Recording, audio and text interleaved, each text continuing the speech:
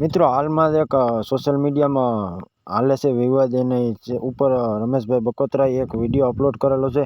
મિત્રો રમેશભાઈ બકોત્રા છે online ગેમિંગના video મૂકે છે અને એના ઉપર એક વ્યક્તિએ આ રીતનો વિડીયો મૂક્યો છે તે તમે જોવો આખો 10,000 વ્યૂ આવતા હોય એને ક્રિએટર ના કહેવાય. લાખ ઉપર વ્યૂ જતા હોય ને એને ક્રિએટર કહેવાય. લાખ ઉપર ફોલોવર હોય ને એને ક્રિએટર કહેવાય. હવે ભાઈ આ એક વાત આપણે ખુશી ગઈ છે કે 1 લાખ વ્યૂ અથવા તો 1 લાખ ફોલોવર વાળો જ ક્રિએટર કહેવાય.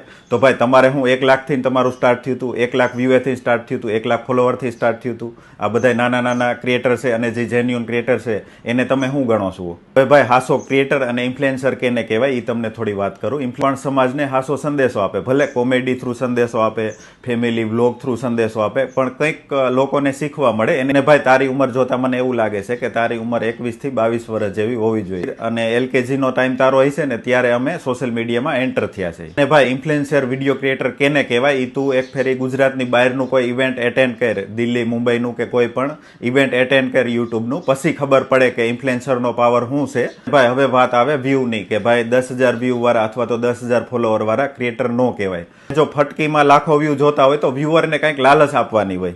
દાખલા તરીકે ફલાણું ફ્રી, ઢીકડું ફ્રી કે XYZ ગમે એ ફ્રી, એવી ફ્રીની લાલચ આપીને પછી રાતોરાત પણ વ્યૂ આવી શકે. જે હારી કંપની છે એ ડાયરેક્ટ વ્યૂ કે ફોલોવર જોઈને નથી આવતી. એનું કામ કેવું છે, અંદર લોકોને શું શીખવાડે છે, શું બતાવે છે, એની ઉપર એની પાસે પ્રમોટર કંપની આવે છે. ભાઈ જે જેન્યુઅન ક્રિએટર હોય ને એના કોન્ટેક્ટમાં પણ હારી કંપની હોય. ભલે નાનો ક્રિએટર હોય તો એના કોન્ટેક્ટમાં ન આવી હોય, જ્યારે એનું થોડુંક વ્યૂ વધશે ત્યાં કોન્ટેક્ટમાં આવશે. અને જેન્યુઅન ક્રિએટરને પણ પૈસા મળે હારા અને એના વ્યુઅરને પણ હારી પ્રોડક્ટ મળે. પોતે તો પોતાના વખાણ ન કરવા જોઈએ, દુનિયા વખાણ કરે એ બેસ્ટ છે. પણ તો પણ તારા નોલેજ માટે હું એક વાત કહેવા માંગુ છું કે જે પણ ક્રિએટર છે, નાના મોટા ક્રિએટરનું આવે જ નહીં, પણ જે પણ ટોપ ઉપર ક્રિએટર ગયો હોય ને એની સર્વિસ એને કંપની શું આપે એ તને થોડી નોલેજ માટે વાત કહું. કે દાખલા તરીકે મારી જ વાત લઈ લઉં કે દિલ્હી મુંબઈમાં એક ઇવેન્ટ હોય ને તો એમાં ખાલી ટ્રાવેલિંગ ખર્ચો, ફ્લાઇટની ટિકિટ ને ત્યાં હોટલ, એ ખાલી એક દિનની અંદર એક કંપની 40,000 થી 50,000 તો ખાલી આમાં જ વાપરે છે. બીજી બધી વાત તો નોખી જ છે.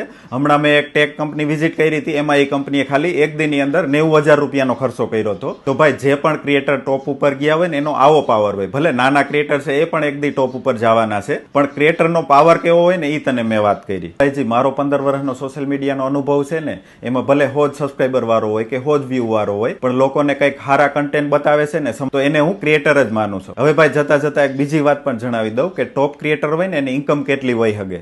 તો મારો એક મોસ્ટ પોપ્યુલર વિડીયો છે જેમાં 6 કરોડ વ્યૂ છે. તો એની ઇન્કમ એટલી છે ને કે તું જે રેડ કલરની ગાડી ફેરવે છે ને એવી ગાડી 2 આવી જાય ખાલી એક વિડીયોના ઇન્કમ થી.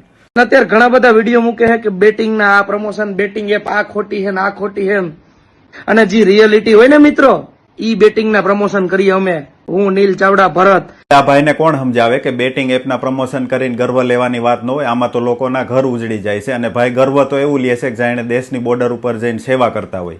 મિત્રો વધુમાં વધુ લોકો સુધી આ વિડીયો પહોંચાડો અને શેર કરો જેમ બને જલ્દી. અને મિત્રો હજી આપણે પણ અવાનવા વિડીયો આવતા રહે અને જે પણ આ વિડીયોનો વિરોધ કર્યો છે એને પણ હજી આપણે ગોબા ઉપાડી લેવાના છે. હું કાંઈ વધુ નથી કહેતો, પણ તું યાર માપમાં રહેજે, નકર તને યાર હવે વહમું લાગશે યાર રમેશભાઈ ઉપર આંગળી સીંધી એટલે.